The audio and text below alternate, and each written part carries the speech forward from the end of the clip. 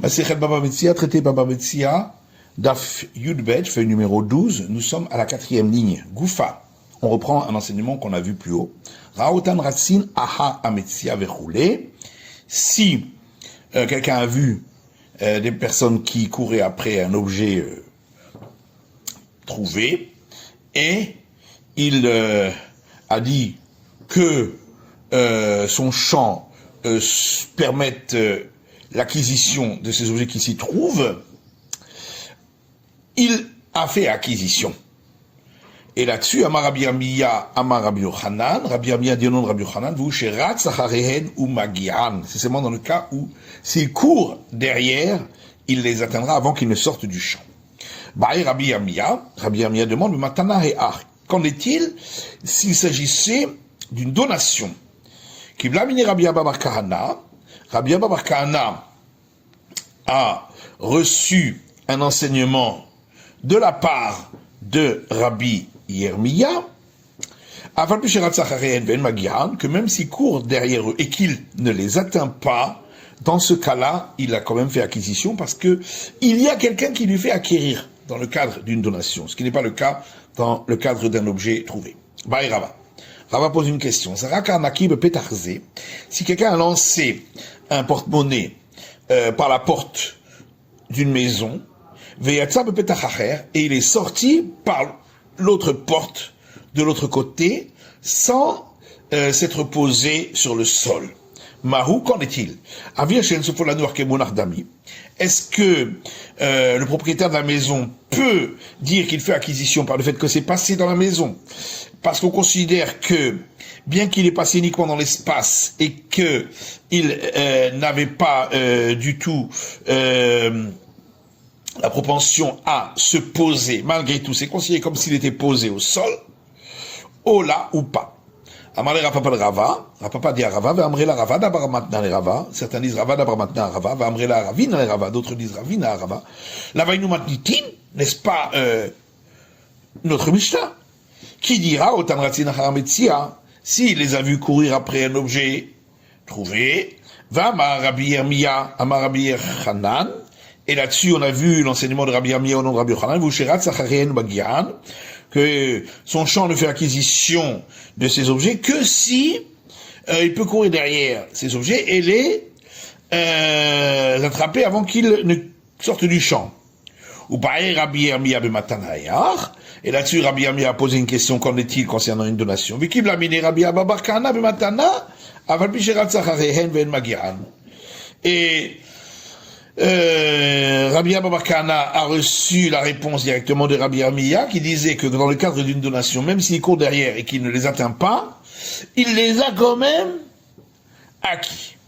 Donc on voit que même s'ils ne se sont pas posés, s'il n'y a pas eu d'arrêt, et l'Agma répond à Marley, il lui a dit, Midgalgel Kama, tu veux apporter une preuve du cas où il roule sur le champ. J'en ai Midgalgel avec mon Ardami, s'il roule c'est différent, là c'est considéré comme posé, ce qui n'est pas le cas chez nous. Maintenant, il dit Mishnah suivant, un objet trouvé par son fils ou sa fille qui sont mineurs, ou un objet trouvé par son esclave ou sa servante cananéen, ou un objet trouvé par sa femme, Arelu Shelo, ça lui appartient à lui. Un objet trouvé par son fils ou sa fille majeure.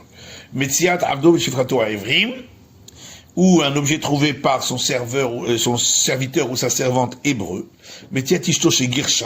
ou un objet trouvé par sa femme divorcée, même s'il ne lui a pas encore donné le montant de la ketouba, Arelu Shelahen, ça leur appartiendra à eux. Gmara.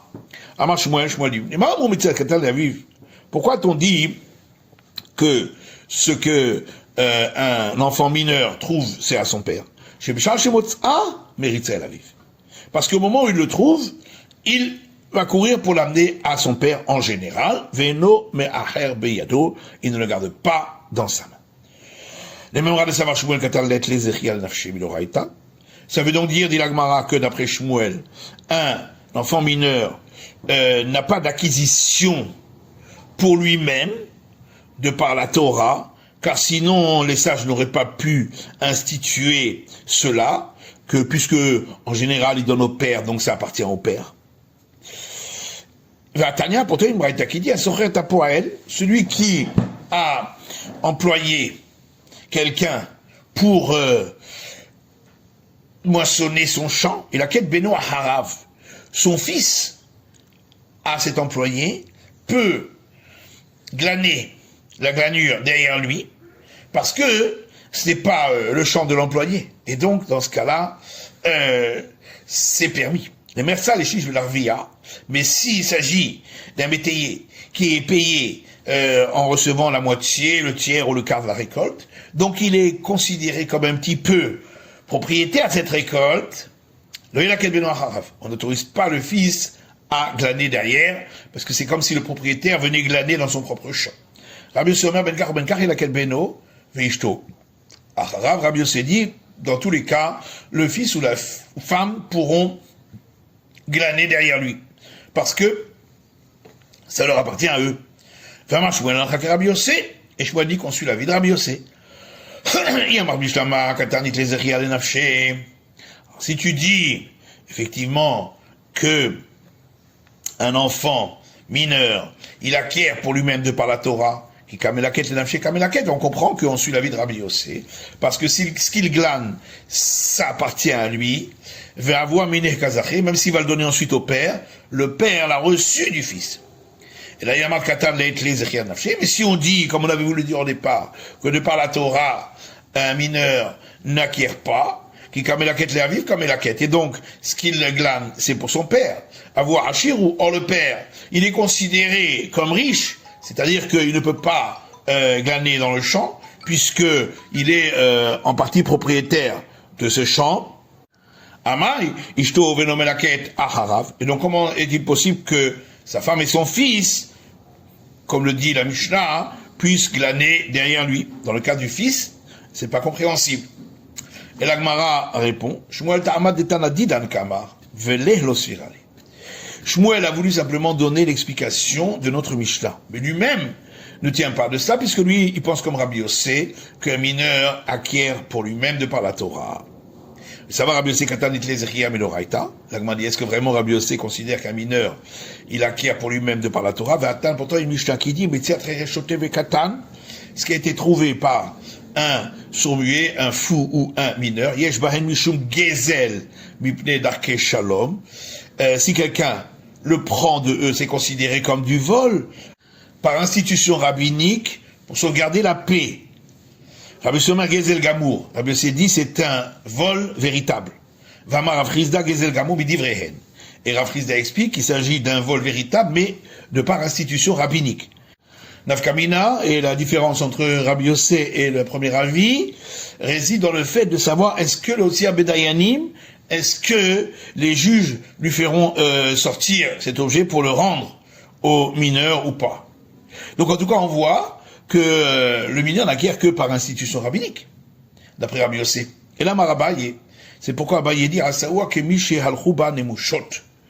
La raison pour laquelle le fils en question peut, d'après Rabbi Yossi, glaner, c'est parce qu'on considère qu'au moment où il glane, étant donné qu'il est le fils de celui qui moissonne, que les pauvres ne viendront plus glaner derrière. C'est un peu comme lorsque les derniers pauvres qui prennent tout ce qui reste sont venus glaner.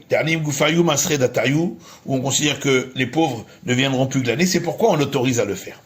C'est vrai, parce qu'ils se disent, puisque c'est le fils de celui qui moissonne, qui glane, donc de toute façon, il ne restera plus rien pour nous.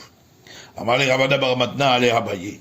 Là-dessus, Ravada Bar Matna demande à Abaye, Vechimoutar la dame l'arbit sari betor sadeu que des chéirou anim et Est-ce qu'un homme a-t-il le droit de asseoir un lion dans un champ pour que les pauvres ne viennent pas glaner? Or, c'est ce qu'il fait ici.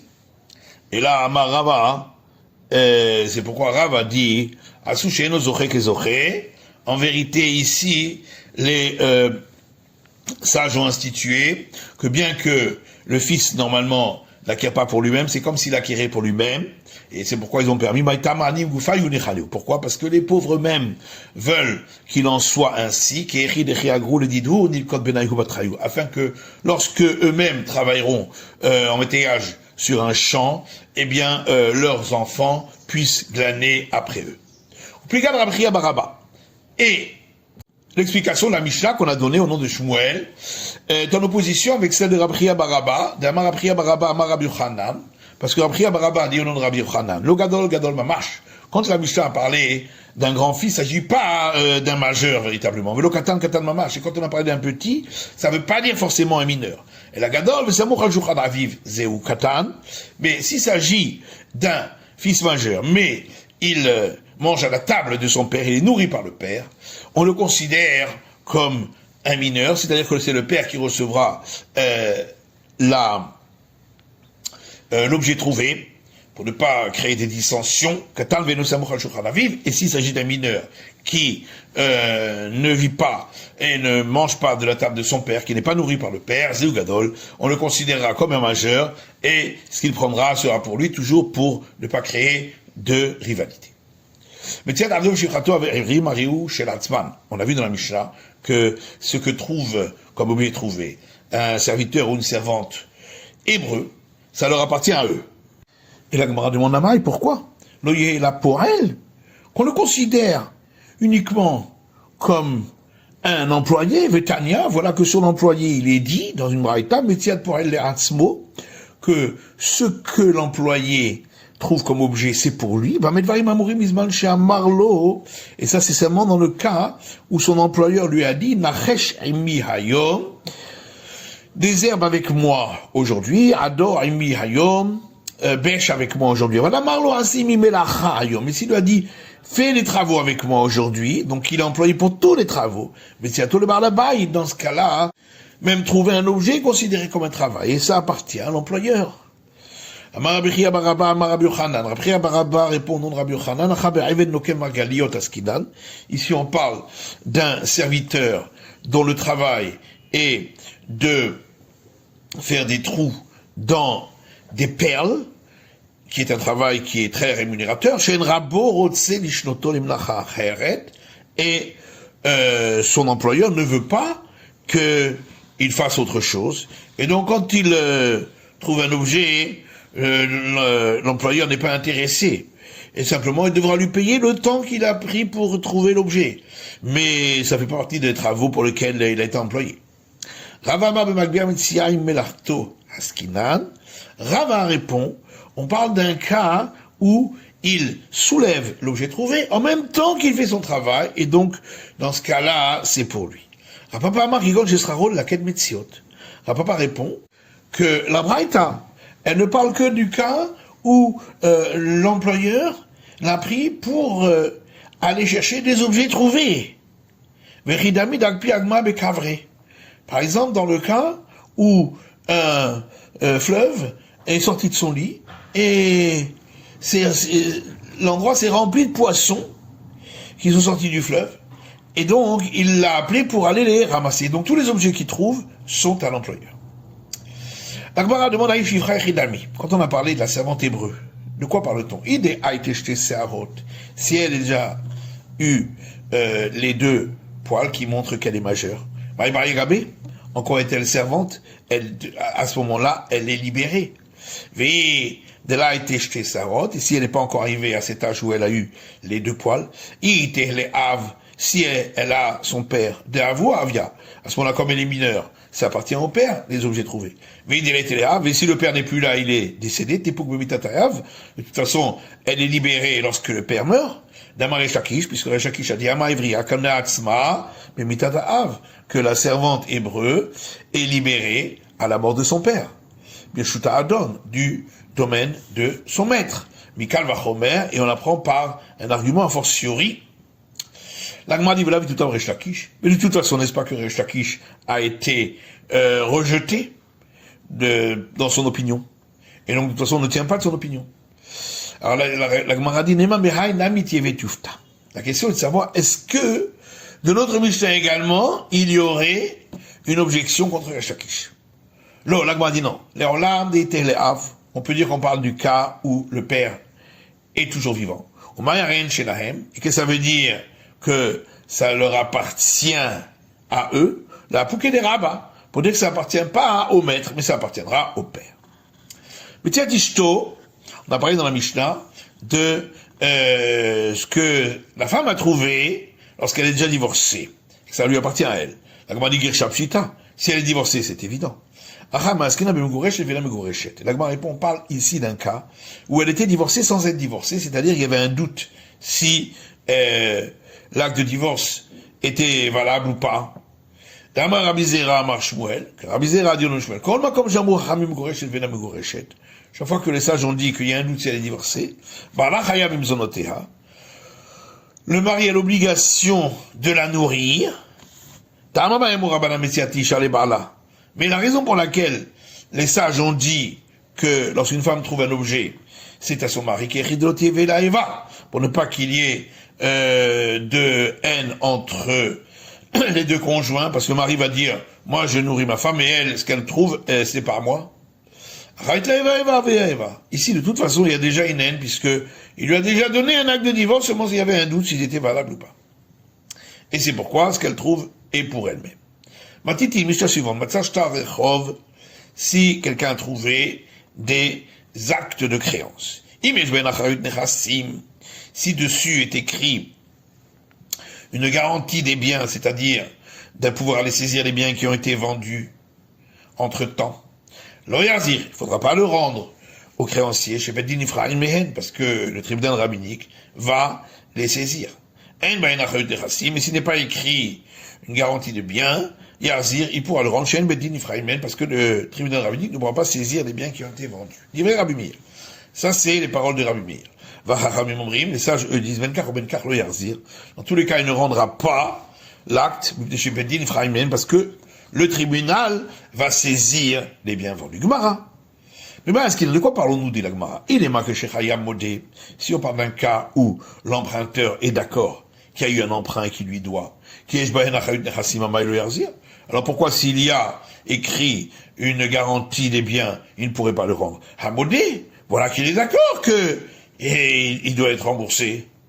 Et si l'emprunteur dit que il n'y a pas eu d'emprunt, ou qu'il a déjà payé, donc il n'est pas d'accord, même s'il n'y a pas écrit une garantie des biens, pourquoi il pourrait rendre à nos créanciers? N'est-ce pas? Effectivement, il ne pourra pas saisir des biens qui ont été vendus, mais il pourra se saisir des biens libres. Or, il y a un doute, est-ce que il lui doit? Et là, on répond, en vérité, on parle effectivement d'un cas où l'emprunteur est d'accord qu'il lui doit cet argent. Seulement ici, le problème est que nous craignons que l'acte a été écrit en Nissan et l'emprunt a eu lieu qu'en Tishré. Et on va saisir les biens qui ont été achetés entre Nissan et Tishré de façon injuste. La Gemara dit, mais alors à ce moment-là, pour tous les actes de créance qui viennent devant le tribunal rabbinique, on devrait craindre cela. Et la Gemara répond, en général, les actes qui arrivent devant le tribunal rabbinique, il n'y a pas eu de problème. Ici, il s'agit d'actes sur lesquels il y a un problème, puisqu'ils ont été perdus. Et c'est pourquoi on craint qu'il y a eu ce problème-là. Et là, maintenant, quand tu me sors l'ové, va falloir plus chez malvé imo, les khatri la echikat vinu, les rouchema katavil vod benissam velo lava, à Tishré. Mais alors, à ce moment-là, comment se fait-il qu'il y a une Mishnah qui dit, on écrit un acte de créance pour l'emprunteur, même si le créancier n'est pas là? Comment pourrait-on l'écrire? Et pourquoi on craindrait pas qu'on va écrire que l'emprunt a eu lieu en Nissan, alors qu'en fin de compte, l'emprunt n'aura lieu qu'en Tishré? Et donc on va saisir des biens qui ont été vendus entre-temps, injustement. Ravasi répond que la Mishnah parle d'Ushtari Hakna'a, d'actes sur lequel l'emprunteur s'engage dès à présent à lui devoir l'argent, même s'il n'y a pas encore eu d'emprunt. Et donc de toute façon, il s'est engagé, c'est pourquoi, même si on prend les biens, on saisit les biens qui ont été vendus entre-temps, ce ne serait pas injuste. C'est la fin de l'étude du Daf Yud Bet de la feuille numéro 12.